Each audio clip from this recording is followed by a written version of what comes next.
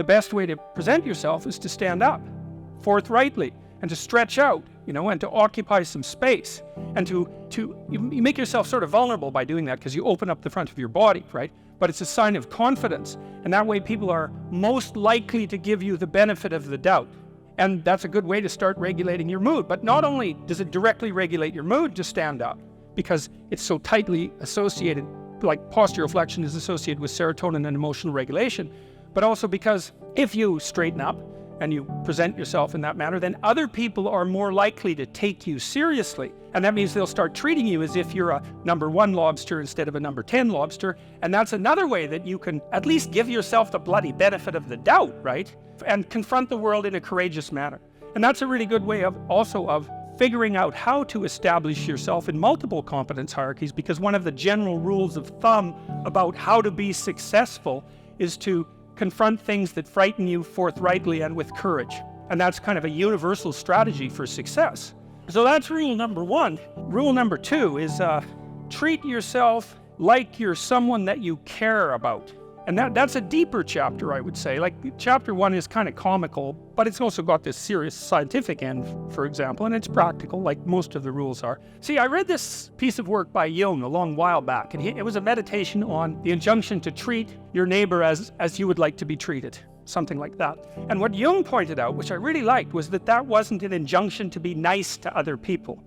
It was an invitation to reciprocity. It was something like this. It's like, you should figure out how you would like to be treated, like you were taking care of yourself, not how you would like people to respond to you. It's more important than that. It's like, imagine you had a child that you really cared for, and someone said, well, people will treat this child exactly like you want them to, but you have to figure out what that is. And so then you'd have to sit down for like a month and you'd think, okay, well, how do you want your child to be treated? You don't want everyone just to be nice to him, you want people to challenge him, and you want people to discipline him, and you want people to tell him when he's wrong. It's like, you don't just want everyone to be nice. That's pathetic. It's pathetic.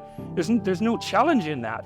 And so you want to treat other people like you would like to be treated. Well, then you have to figure out, how would you like to be treated? And while you'd like people to fawn all over you and just lay everything at your feet, it's like, no, that's not something you'd wish for someone that you were taking care of.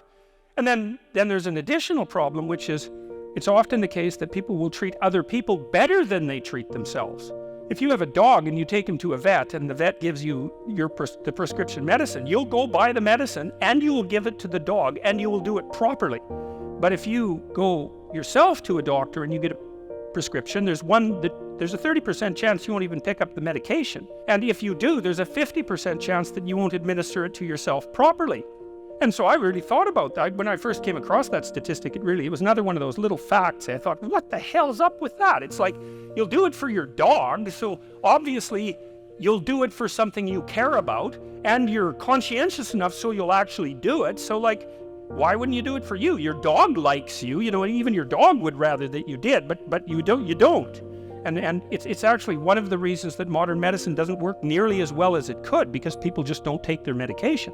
And it's not only because they don't take care of themselves. There's some skepticism about doctors, but you could be just as skeptical about the vet.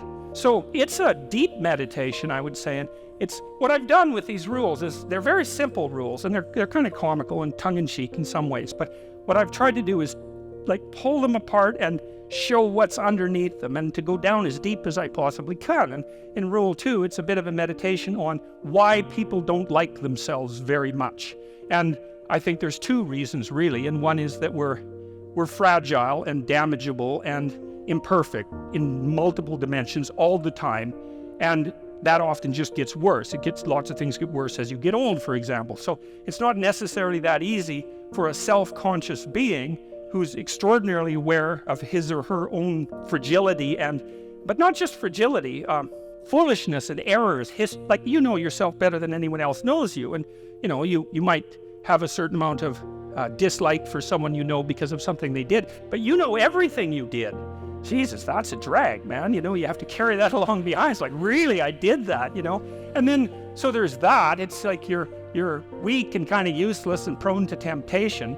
And all those things, that just shouldn't be that way. And then you're also capable of pretty vicious acts of malevolence. And so you also know that about yourself. And so it's a real existential question for people. It's like, why the hell should you take care of something as sorry and wretched as you are?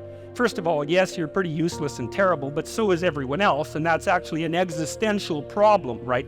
And what I mean by that, it's a problem that every human being has always had and always will. So it's not just you, it's a universal problem.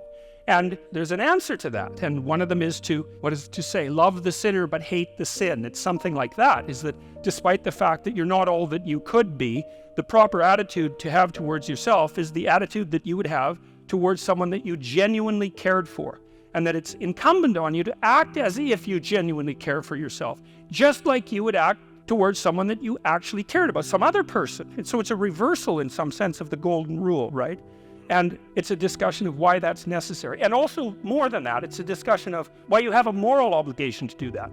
It's not just that you should because it would be better for you. You actually have a moral obligation to do that, I think, because you make the world a much better place, much worse place if you don't take care of yourself.